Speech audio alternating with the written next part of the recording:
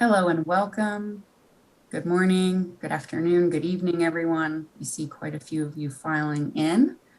So I'm going to quickly introduce us, but we'll give some folks a few more moments to join us. But thank you guys so much for being with us.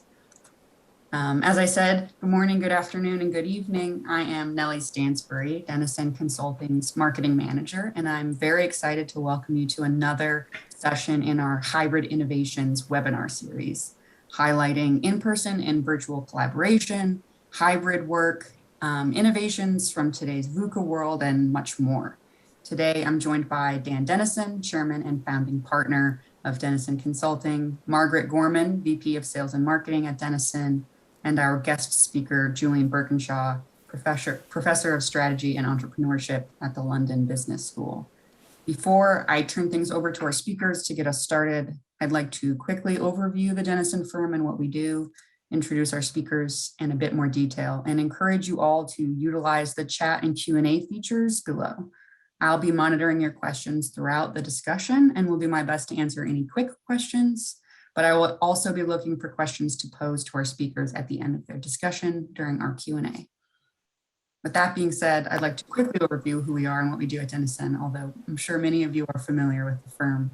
Beginning in 1998, Denison's global practice grew from a set of diagnostic assessments rooted in research linking organizational culture and leadership to business performance.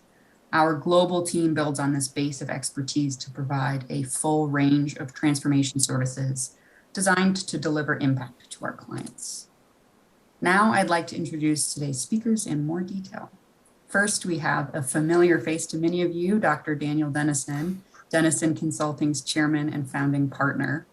Over the last 25 years, Dan has advanced the field of organizational development and is one of its leading scholars, practitioners, and teachers. Dan's decades-long career as a researcher and professor, first at the University of Michigan's Ross School of Business, and then at the International Institute for Management Development in Switzerland, has produced some of the most impactful work in the field of organizational culture and leadership behavior. A prolific author, Dan's latest book, co-authored with IMD colleague Robert Hoiberg, is Leading Culture Change in Global Organizations. He is a frequent speaker at professional conferences, is widely published in leading journals, and plays an active role in our firm in driving our research into the future. Next, we have our guest speaker, Julian Birkinshaw, professor of strategy and entrepreneurship at the London Business School. He is a fellow of the British Academy, the Strategic Management Society, and the American Academy of Management. Professor Birkinshaw is a recognized thought leader on the impact of digital technology on the strategy and organization of established companies, highlighting topics like digital disruption, agile working, management innovation, and more. He is the author of 15 books and is currently ranked as one of the Thinkers 50 top thought leaders in the field of management. He is a regular keynote speaker and a consultant to many large companies, including, but not limited to, BP, Dell Technologies, BMW, Unilever, and Orsted. As I turn things over to Julian to get us started, I want to again encourage all of you to write in any questions you may have for our speakers or to just say hello. With that being said, over to you, Julian. Thank you so much for being with us. Great. Thanks very much, Nelly. And thank you all for the invitation. So I'm going to speak for maximum 15 minutes and probably more like 12, just to get the conversation started. I mean, this is me talking about a particular piece of research that I've done called the blinkered boss. But obviously the issues around how we work in this new hybrid virtual world are ones that you're all very familiar with. So I want to just tell you what my research showed, and then we can use that as a platform for, I think, a much more extensive conversation. The focus of this research, by the way, was specifically on managerial behavior. In other words, obviously all of us have had to learn to behave differently since we went to virtual or hybrid, but the specific question about what do managers or bosses do is the one that I'm focusing on. And some of you will be familiar with Henry Mintzberg, who back in the 1970s wrote the original book on the nature of managerial work. And in his worldview, managers were rushing around frantically doing all these ad hoc activities in a somewhat sort of chaotic way. And I thought, well, let's sort of take that image and let's see what it looks like in a virtual world. And of course, no surprises at all. Things are looking very different. And the way I kind of frame the whole conversation, let me just do this super quick, is that you go back to the origins of management thinking, scientific management, Taylorism, call it what you will. You know, the manager literally standing over his or her employees to make sure that they did their jobs, working with carrots and sticks to ensure compliance, shifting through to this sort of very enlightened worldview that most of us have grown up with, where the manager is enabling their people to do their best work and acting as a coach and as a supporter and so forth.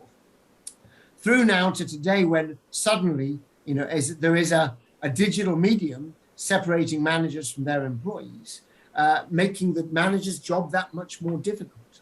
Essentially, everything we want to do is now hampered by the situation. I mean, there are benefits, but there are undoubtedly costs as well. And so my research was just simply trying to make sense of what do we actually see in terms of changes in behavior. And I took advantage of the fact that I've been studying this subject for many, many years, and I did a bunch of surveys fortuitously just before the whole COVID thing hit. So I had data on how managers were behaving in that period.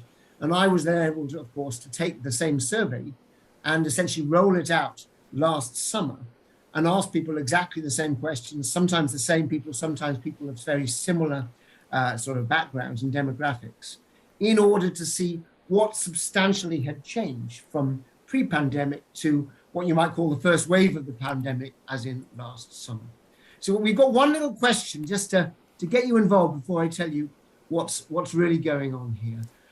Think of yourself as a manager of others, and think of your activities, the work you do, in three buckets.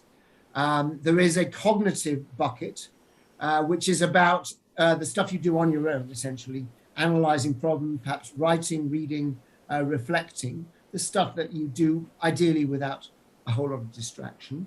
Then you've got the relational bucket, which is the work we do with others in order to get the best out of others. And this is sometimes one-on-one conversations, it's sometimes group-based conversations.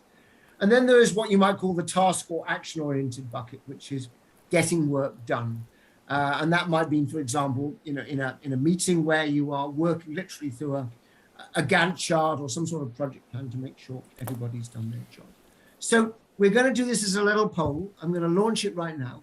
And your job is simply to say, if I have to choose one of those three things as an activity that I struggled with a lot since the pandemic started, which one would that be? And I'm just going to give us, I don't know, 30 seconds or so. I mean, something of that order. We've got 70 odd people on the call, and there's 45 answers already. I'm just going to give another 10 seconds.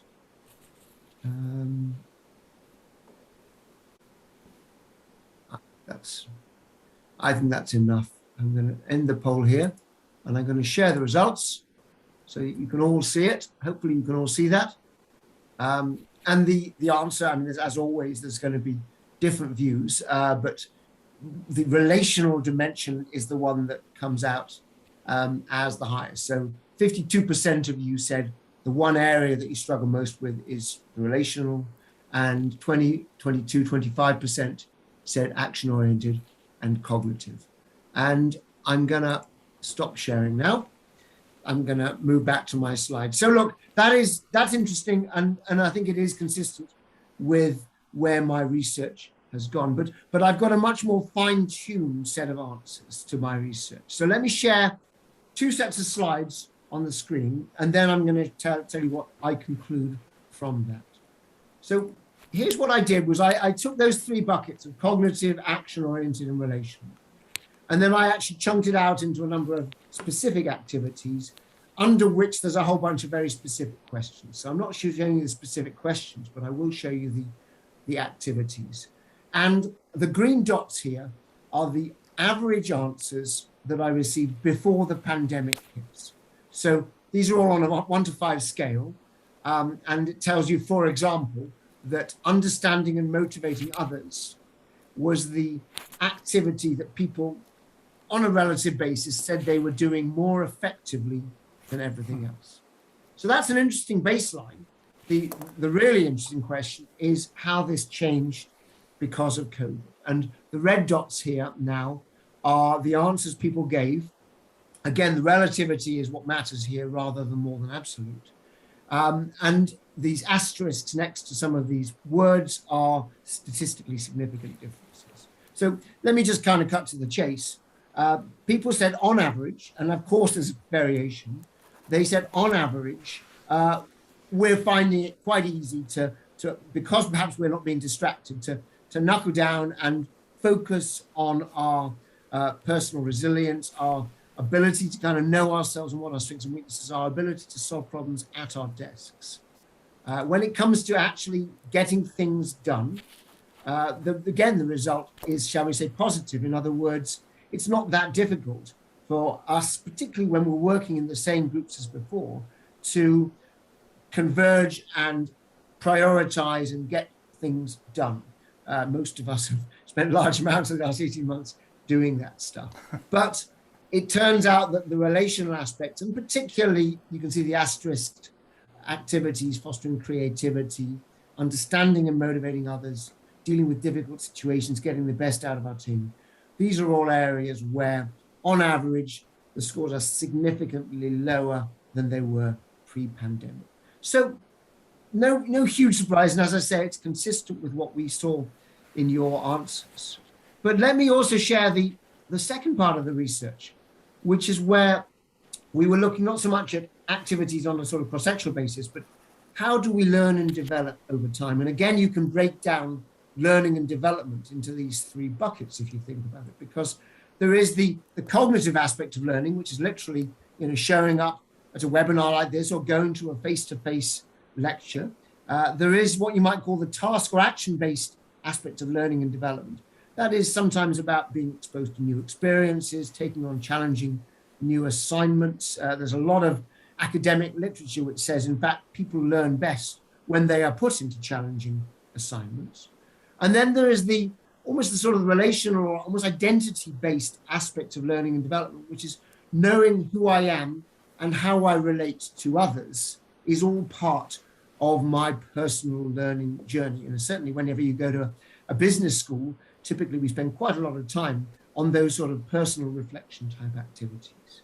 And so again, what we've got on this chart is the green dots are the actual average scores pre-pandemic, and the red lines are the scores, shall we say, during the pandemic. And it's a similar story, meaning there's no shortage of opportunities for cognitive development. You can go to as many free online webinars as you like. It's not lots of stuff out there, trust me, you know that full well. There are plenty of opportunities, particularly to take on new experiences because of the pandemic. Many of us have had to learn a lot of new skills.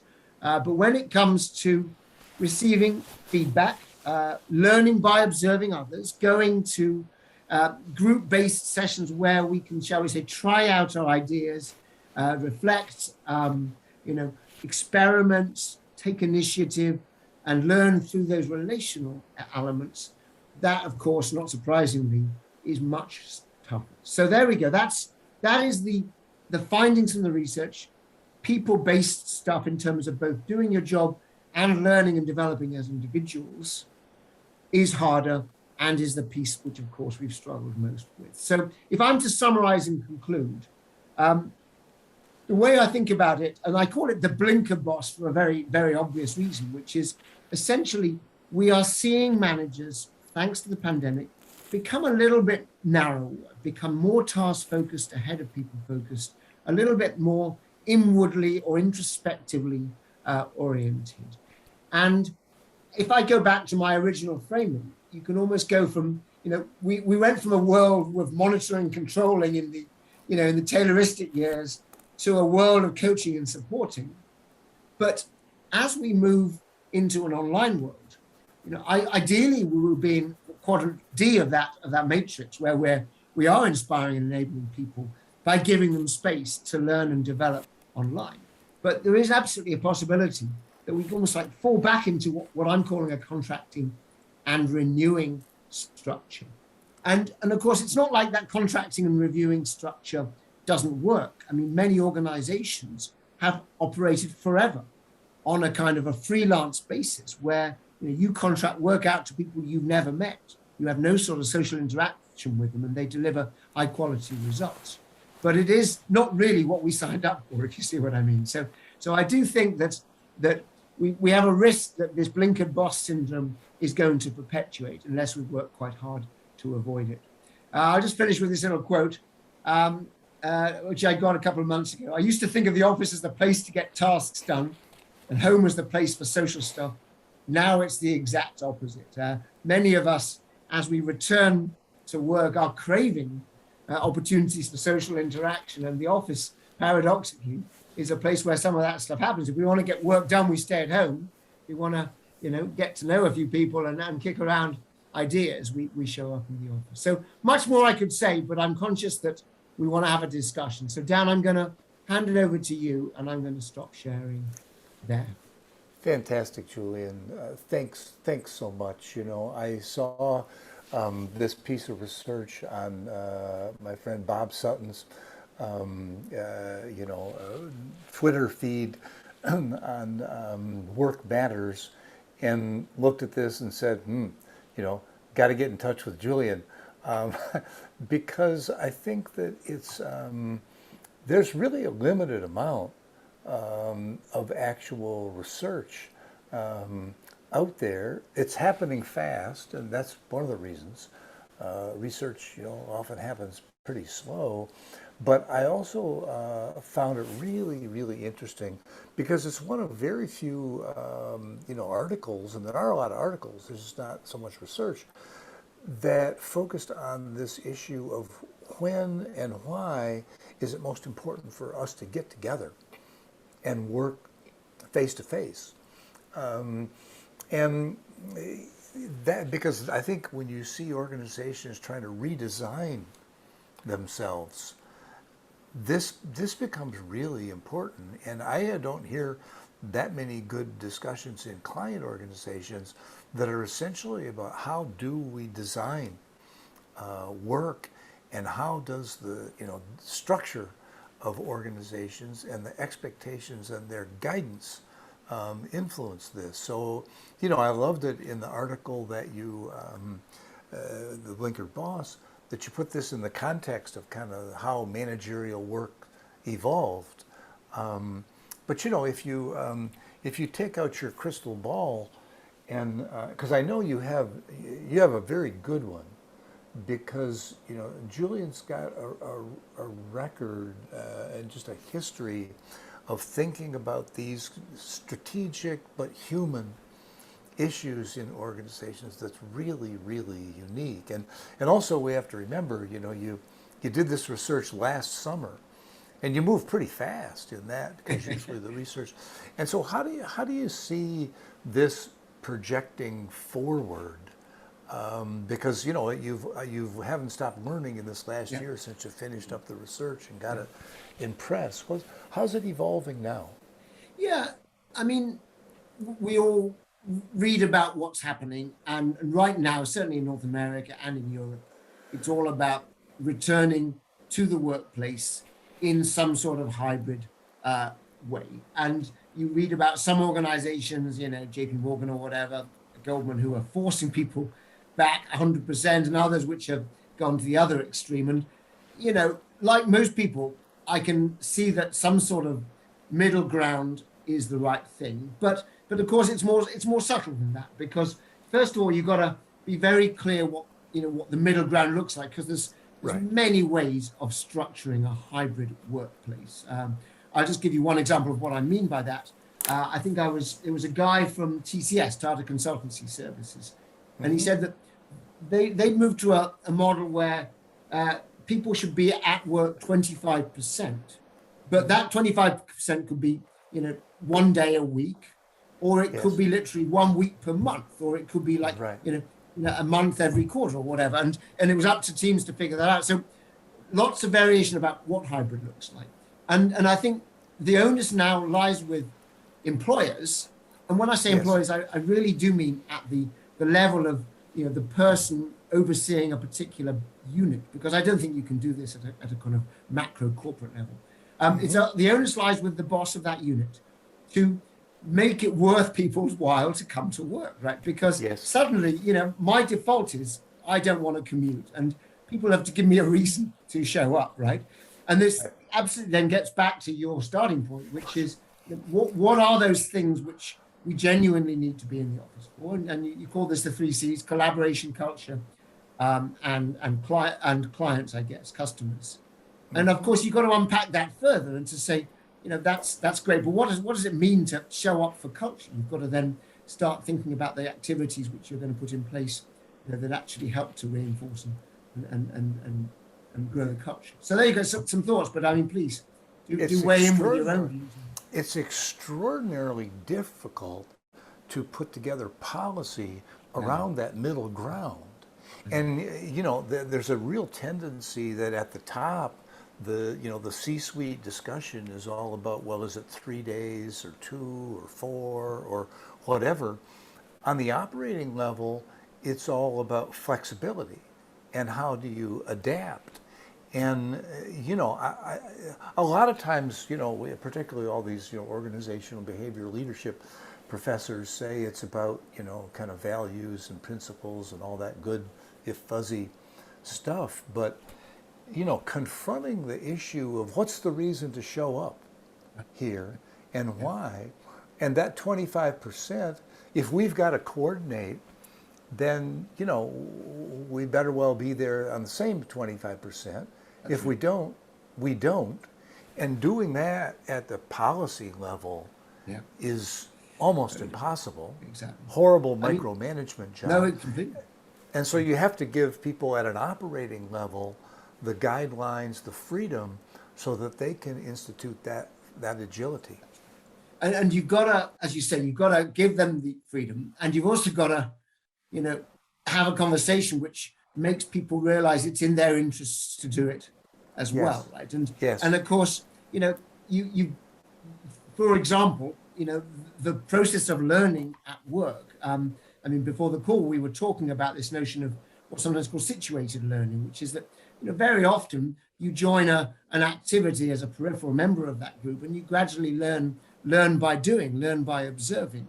And if you want to develop new skills, you've got to be in a place where that skill development can happen, and you've got to be in a place where advancement opportunities might yield, might become clear. And so, it's delicate because you don't want to be kind of make this look like a stick rather than a carrot, but you've got to say the people who actually are around are the ones who get most out of their work, learn the most, are likely to get the most opportunities for professional advancement. And if you want to be working from home, that's fine, but it is a somewhat different psychological contract that you've got with your employer. Very interesting. I also spent some time looking and scratching my head at your results around the fact that the difference in getting things done and change were about the same. Yeah. And that, how important is that? Can you look at and you've had the reaction of, well, if they're getting things done and we're managing change, does all this really matter? Yeah. And I suspect it does, but I was really interested in that. And you see, this is the trouble, is that, when I look at the results, you're exactly right. The question on getting work done, making change happen, the results pre and post were the same. I completely buy the idea that we can get work done just as effectively online.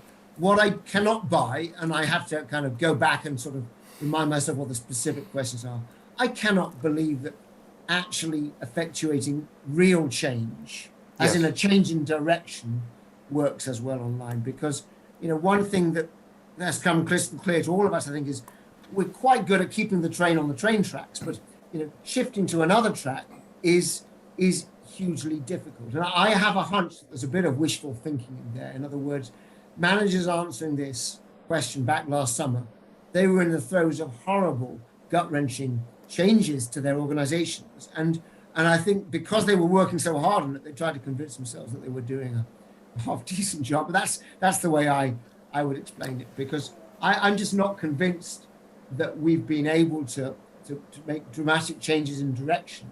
We can lay people off, that's one thing, but changes in direction. I've been kind of shocked at the, it's almost like we've had amnesia at some level. And you see this most prominently when people do get back together, because they say, oh my God, I forgot how much fun this was. I forgot how dynamic this was. I never knew that Julian was an expert heliskier.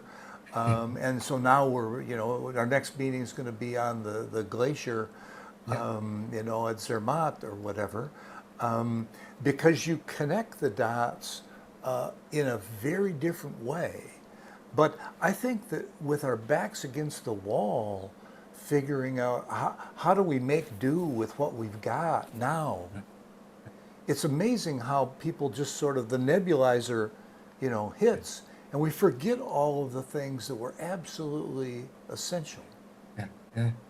No, that's right. I mean, we get to a point, when for me it was 3 months ago, where it was so natural just to do everything online that I almost didn't want to go back to work. Right? Very disruptive, Yeah, really. No, completely. Because obviously commuting is a pain, and I live an hour outside London. So, but look, we're adaptive creatures, and we are now in that process of figuring out, and learning, almost like relearning what it means to be in the office. Enjoying some of the benefits, but of course at the same time we don't want to throw away all the benefits of virtual. I mean, it is absolutely true that we learned some tricks during virtual working around, the efficiencies of meetings and things like that, which I don't want us to kind of throw away. So, yeah. My youngest son works in New York in a kind of data analysis and software development job, and he says, Dad, don't you realize, introverts have been waiting their whole life for this moment. Yeah, and they're perfectly, suited. But are you aware of any work, any case studies where things are signs of coming apart at the seams when organizations face particular kinds of challenges, or extreme conflict, fragmentation, when the team doesn't want to click on their screen, you can't say, well, you're all going to be here, and we're going to stay in the room for 2 days till we solve this. And I suspect those aren't going to be real quick to come out, but and in consulting engagements, you do see that, but are you aware of any case examples that are? I've seen no published case studies of such things. I've heard anecdotally people saying, what a disaster it's been, and as you say, I mean, when a team is dysfunctional, there is no mechanism to regain functionality. Right. Yeah. So I've had people telling me about nightmarish group dynamics that they had to work through, and of course it takes huge amounts of effort then, almost like one-on-one afterwards, to kind of regain a situation. I've heard many anecdotes of people who've joined new organizations, for example, and didn't have the faintest idea how to get anything done, because they didn't know who were the real influencers, who were the difficult people, who to listen to, who to ignore, and again, the solution there was just extra effort and really belaboring kind of these one-on-one conversations as a means of trying to find a way forward. But of course, no one wants to talk about this, right? But the real sort of explosions of and failures are, as I say, off record, unfortunately. So, That would be fascinating. How about the other side of that? Are there examples of firms where the crisis has brought them together and they've delivered on real transformation, even though they never were able to get in the same room? Yeah, and again, I'm struggling for really good Yeah. examples of anyone who's kind of been through that whole process, right? I Right. I was evaluating one of these, best business award things, and Yeah. I literally read 50 of these case studies of companies who've done really cool stuff through particularly the first wave of the pandemic, and I was struggling to find any that kind of rose above that. I'll be quite honest, but what I mean, this is as good a segue into a conversation I had just literally yesterday. I was talking to some friends at Harvard Business School about a company that was putting in place very proactive experiments about how to make the best of their virtual setting, and they created this virtual water cooler, Yes. essentially, a Yeah. mechanism.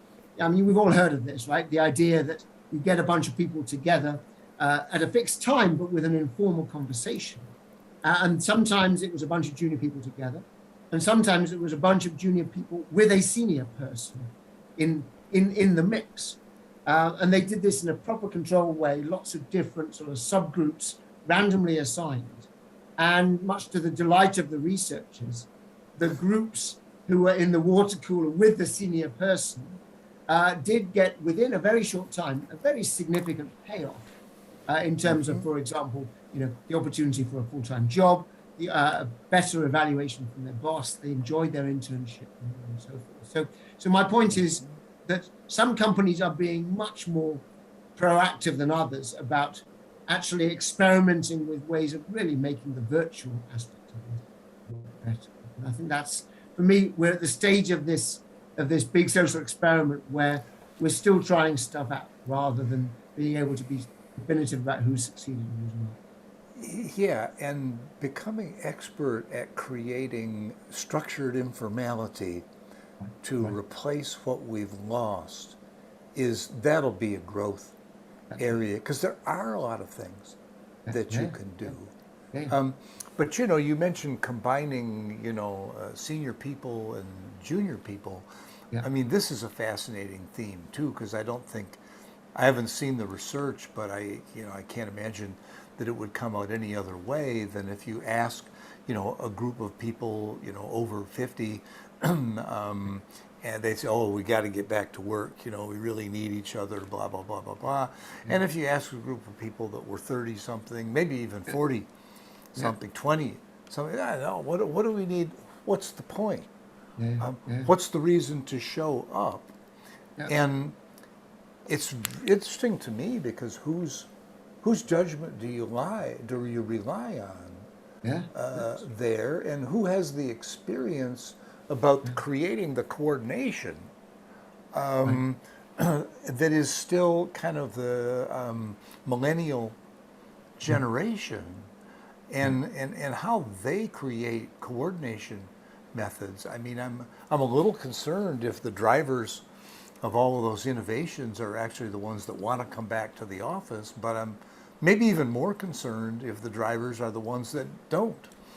Well, it's a great point, right? I mean, I've got kids as well, and they've been through the Fortnite and other gaming activities where they are very comfortable, coordinating, very, very effectively with people they will never meet. And Yeah. they don't quite see, to generalize enormously, quite see what the point of the office is. And so us oldies, as it were, who've only ever grown up in a physical world, we are creating a set of expectations around behavior that may or may not actually be valid. But you're the expert on culture here. I mean, it does seem to me that organizational culture, A, is important, and B, does rely on the creation of some sort of norms and artifacts and manifestations that emerge in a face-to-face world, and I don't see how that's going to happen if we decided to go all the way down the virtual. And it's so fascinating because one of the most, profound changes in our social media era is actually the ability to use that to change cultural values and mindset. You know, if you rely on a steady drip, drip, drip of this or that, your world changes. Now, less of that comes from corporations than it does from just kind of general society. And the attempts to create that social media internally in organizations, I think, don't work very well. Yeah.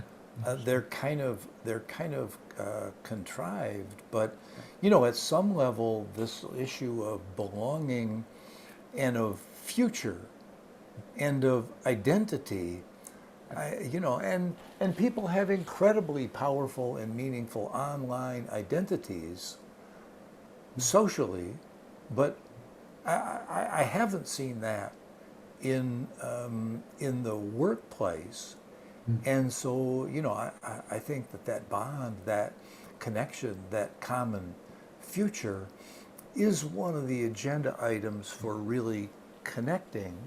And there's also this kind of onboarding 2.0 phenomenon where, and I've mentioned this, you know, several times. Our host today, Nellie Stansberry, was hired in May 2020, and nobody in the company ever met her live and in person for about a year. Yeah. And she was extremely effective, got a lot done, well liked, good connection, quite a bond, but still a really different thing when you meet her live and in person, because you just realize how much further that goes. And so what's the world? I mean, you could start. I suppose someone's out there doing it, writing dystopian science fiction now about what is there a future where we all just interact virtually for most of our careers and the rest of our lives outside of work, and nobody's ever met anybody, but we're still supposed to create global integrity. I don't know. I think it's hard. Well, you know, it's fascinating because those of us who are trade in the world of intangibles, and education, of course, is a complete intangible, right? I mean, you know, what is the purpose of a classroom? What is the purpose of a physical book? I mean, all we are doing is, you know, finding ways of helping to impart knowledge to other people. And as you say, that is scarily, in some sense, it is something which we do not need ever to meet people to do. So it's, as you say, it's an emerging space. I would love to feel that there is a real value in physical interaction and face-to-face interaction. I believe that there is, but we haven't completely nailed what exactly we've lost by doing it virtually. At the moment, we're kind of drawing on that sort of well of social capital that has been built up in our organizations, if you call it. I mean, to get people to do things in ways that we want them. But it is a completely open question to my mind as to what an organization, and these things exist, looks like, where the people have been hired and have never met and are working in this entirely networked world. Are they going to be less effective? Are they going to be somehow less able to identify with the mission of those organizations? I mean, not necessarily. It's to my mind, it's an open question. You know, I don't know quite where that ends up. Well, you know, they say education's what is left over after you've forgotten everything you learned in school, which means it's pretty intangible, and you can probably grasp a lot of that in a virtual environment. But the bond is still a pretty profound thing, and I'm more impressed with how much we've forgotten about that during this past year than how much we've learned about it. But you know, you said it in the beginning. What's the reason to show up? And I think leaders, researchers, educators, we've got to think hard about that one and solve it in context, because it's not a policy. issue. Yeah. And Yeah. you know, as we were chatting a couple weeks ago, it's also important to keep in mind that the labor market's probably going to win in this, and you know, 50% of the workers around the world are looking for another job, or at least thinking Yeah. Yeah. about it. Yeah. That's a big number, even these days. That's right. Are you aware of organizations that are taking a policy position of, yes, we think on-site is important, and we'll So pay yeah, more for that? yeah. I mean, so I read. I mean, this is UK data, so Yeah. I'm sure similar things are happening in the US. But I mean, it was a list of some 10 or 20 big UK corporations in terms of their current policies, and it was fascinating because, of course, it literally was the full spectrum. To you never have to show up again. Yes. To you've got to be there all the time, and a number of different sort of places in between. And I actually wrote a little blog about this because there was a big debate about should we be paying people less if they want to be 100% remote. And of course, a lot of the people writing in saying, absolutely not. I value all my employees. I don't care where they work. Remote is completely fine. And I did have a little bit of a pushback against that in the way I thought about it, because there is, as we said already, there are things that you miss. There are things that individuals miss. There are things that the employers miss. And the only reason this is difficult is that we're going from a world where we've now defaulted to working from home. And people are saying, well, I want to stay working at home and I want to continue to be a full salaried employee. And if everybody else is heading back into the workplace, that creates a little bit of a mismatch, a little bit of a gap in terms of the ways in which people are contributing. And at very least, that needs to be a sensible conversation between employer and employee. And indeed, as you say, the labor market will win out gradually as people move companies, and some people move on to pure contract basis, remote work. They will be on different contracts, and they will be paid different things for working, different rates for working in different places, and so forth. Yeah, and who wants to move first? Right. Which corporation wants to say, well, we're going to institute 20% pay cuts? Yeah. No, I mean, my God, that would be, somebody's likely to do that. Well, but I mean, that would be a really bad response be, to a market where half the people are already thinking about. Exactly. And many people will have read about Google has some sort of app Yes. which tracks your pay rate. But my understanding that was purely a kind of cost of living app. In other words, if I want to leave, if I want to leave Silicon Valley and live in Nebraska, not surprisingly, Google's not going to pay me quite so much, if you see what I mean. But that is a cost of living story. That is not a story about being paid less for doing, as it were, less of the extra role behavior. Everyone has a role, and then they have a bunch of additional stuff they do, which is outside their job description. And that's not the stuff we formally pay people for. Yes, but it's fascinating how that got spun up. Exactly. As something else, something other than Silicon Valley to Nebraska.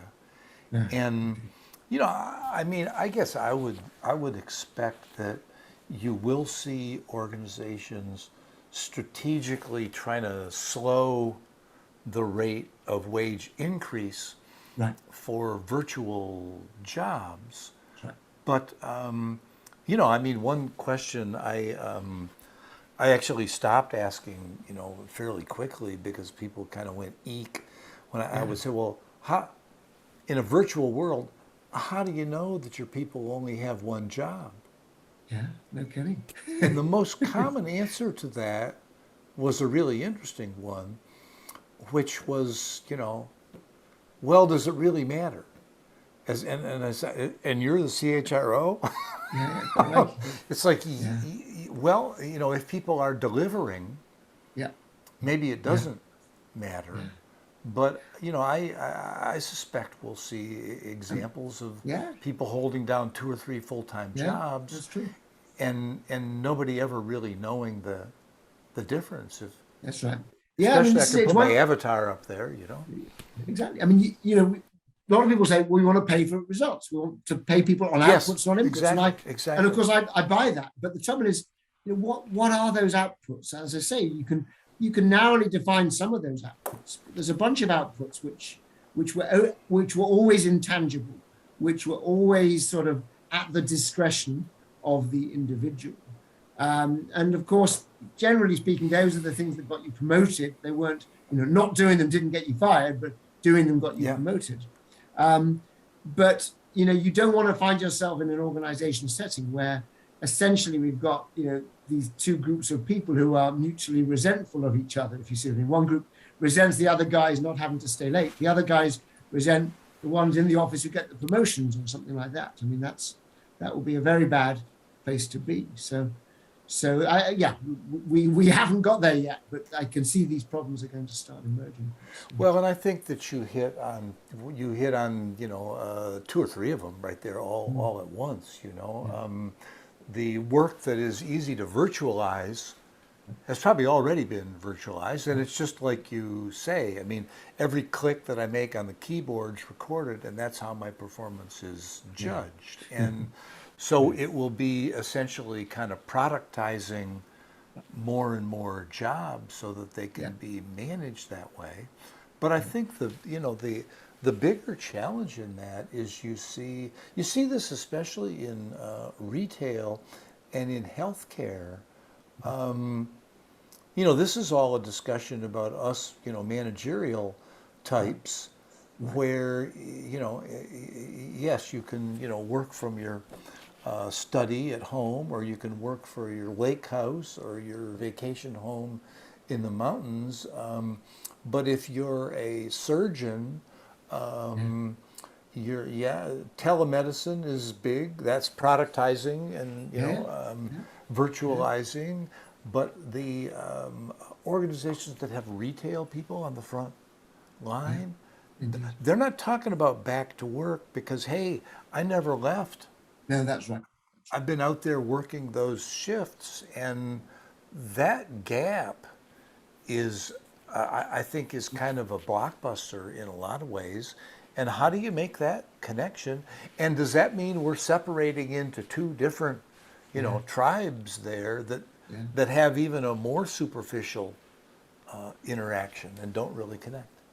Yeah, look, I mean, it's a huge challenge, as you say, because that separation already existed, and it's just being exacerbated between those, if you like, knowledge workers who can work anywhere, and the people who are using their hands, as it were. And so I can see that's going to get. I'm sorry, please. No. I'm just saying, kind of rubbing a bit of salt in that basic kind of class really. Divide that is going to have consequences for us. Right. Exactly. Julian, you're practical and executive advisory skills and accomplishments are really remarkable. I admire them greatly, but I mean, you're also a good researcher. And you're like a knowledgeable of the research world. And so maybe here in our last few minutes, is there anything particularly of your own work that you want to plug, you want to make us aware of, you want to create some visibility for? Because that's part of what we want to do. Okay. And other call outs to colleagues around the world that you see are doing interesting work and are important for us all to follow. Got it. My colleague Linda Grattan is writing a lot about this stuff, and as always, is because she has a consortium of companies she works with, she's usually kind of on the money. I'll just acknowledge my own research. Please.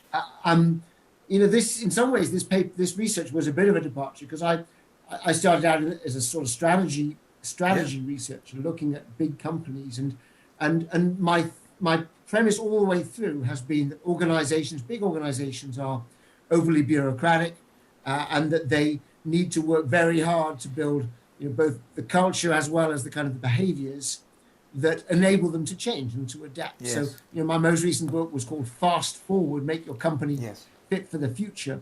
And it was really all about the sort of structures we need to liberate people to take initiative, to actually kind of, change the status quo. So that's always been my push. I've always been a great believer that big established companies are much more agile than they are given credit for. If you see Yes. what I mean, the famous old Lou Gerstner book about who said elephants can't dance. I mean, it It's a turns great out that, even though we've got the Googles and the Facebooks and the Amazons, challenging all comers, the vast majority of the Fortune 500, I mean, literally 97% of them are companies that have been around for more than 25 or 30 years. So the adaptability of mainstream US companies is much greater than most people realize. And for me, Right. that story often gets lost when we talk about Yes. digital companies and digital disruption. So that's my current research. And it kind of maps in some ways onto this, because it's all about essentially getting the best out of people from the bottom up, if you see what I mean. It's all Sure. about what do you do to ensure that people right on the front lines actually have a voice, have a means of doing their job effectively.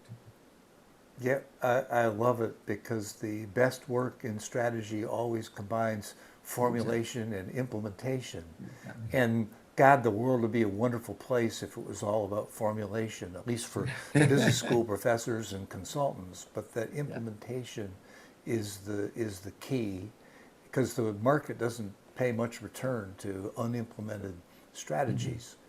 And I think that's very important, and that's something I've always admired about your work, is you combine those. Yeah. That is what it takes.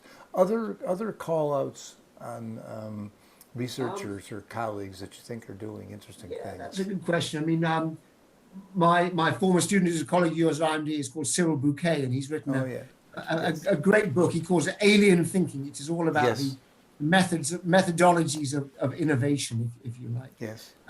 So that's certainly good stuff, and I think relevant to people on the call. I still work quite a lot with Gary Hamill, of course, who's sort of world famous for his bureaucracy bashing. In other words, he's always had this view that somehow big organizations are just too bureaucratic. I mean, in some ways I agree with him on this. The only point where I disagree with him is that he thinks that bureaucracy is inherently evil. And I actually think that a well-functioning bureaucracy for certain types of activities is actually a good idea. In other words, we need to build structures to suit our circumstances. And I've been pushing this notion of what I call adhocracy. I mean, it's not my word, but I like the word. I think Henry Mintzberg or Warren Bennis came up with it. Yeah. Adhocracy, of course, is organizing around action and initiative. Bureaucracy is organizing around rules. Well, the last thing you need in a nuclear power plant is adhocracy. You need to have very structured, regimented set of rules for running your nuclear power plant, and you need to have a fluid way of working in many kind of IT-based software, fast-moving industries. So yes, a couple more things. In the same vein, your comments remind me of one time when we were working with NASA, and they were trying to figure out how do they work with SpaceX and Boeing and their own launch, and one of them gives an impassioned, this is life and death. This is about exploring the universe, and this requires precision and rigor and thoroughness. And his colleague across the table says, "Yeah, but not when you're filing your expense reports." and so that combination of being incredibly rigorous, where you have to be, which actually becomes pretty dynamic, not just kind of rule based, but also as fluid as you can. You can. No, I mean, we do often give bureaucracy a bad name. There's a classic paper by Paul Adler, you will know. It's I know Paul. Two types of bureaucracy, right? There's coercive bureaucracy, and then there's enabling bureaucracy. And in his worldview, actually having very rigorous rules as a base can enable people to be quite creative, as long as they understand the boundaries within which they're working. So So anyway, it's I'm not sure I completely buy all of that, but I do completely buy the notion that we shouldn't just throw out the baby with the bathwater when we're discussing the problems with bureaucracy. And that's where I first learned about your work, was through the work that you did with Gary Hamill. And Gary Hamill was, of course, a legend at the University of Michigan, lots of other places too, but at University of Michigan for how the first PhD seminar he had with C.K. Prahalad, Gary and C.K., like after 5 minutes, argued for the whole 3 hours, with Gary attacking C.K. as sort of the establishment. And it never stopped, and it produced so many dynamic insights. No, exactly. No, he's great. He's always good value, Gary. Yes.